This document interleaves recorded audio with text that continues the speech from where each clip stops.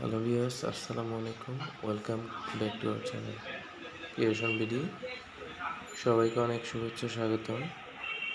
আপনাদেরকে দেখাবো বেবি টয়স আইটেম সম্পর্কে, যেখানে বিভিন্ন ধরনের বাচ্চাদের ব্যাটারি চালিত ছোট খেলনা রয়েছে।